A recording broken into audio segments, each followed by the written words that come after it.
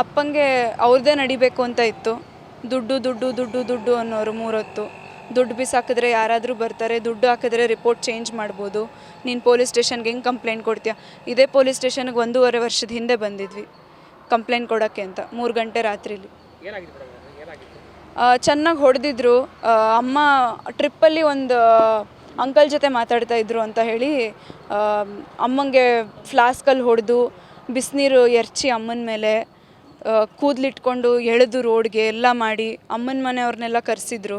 ಇವ್ರನ್ನ, ಸೋದರ ಮಾವನ್ನ, ಸೋದರತ್ತೆನ, ಅವ್ರ ತಮ್ಮನ್ನ ಎಲ್ಲ ಕರೆಸಿ ನಿಮ್ಮ ಹೆಂಡ್ತಿನ ನಿಮ್ಮ ಮಗಳನ್ನ ವಾಪಸ್ ಕರ್ಕೊಂಡೋಗಿ ಅಂತ ಹೇಳಿದ್ರು. ವಾಪಸ್ ಕರ್ಕೊಂಡು ಹೋಗ್ಬೇಕಾದ್ರೆ ಕರ್ಕೊಂಡೋದ್ರೆ ನಾನು ಸೂಸೈಡ್ ಮಾಡ್ಕೊತೀನಿ ಅಂತ ಅಂದ್ಬಿಟ್ಟು ಫೋಟೋ ಎಲ್ಲ ಕಳಿಸಿ ಬೆದರಿಕೆ ಮಾಡಿದ್ರು. ಸೊ ನಾವು ಅದಕ್ಕೆ ಸ್ಟೇಷನ್ಗೆ ಬಂದಿದ್ವಿ.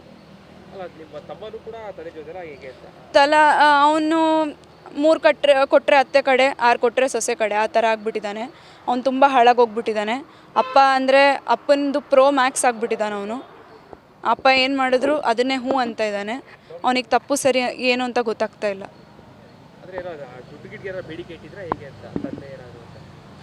ಏನೂ ಗೊತ್ತಿಲ್ಲ, ಅದು ಗೊತ್ತಿಲ್ಲ, ಏನಾಗಿದೆ ಅಂತಲೇ ಗೊತ್ತಾಗ್ತಾ ಇಲ್ಲ. ಅವ್ರು ಹೇಳೋ ಸ್ಟೋರಿ ನಂಬೋ ಥರ ಇಲ್ಲ.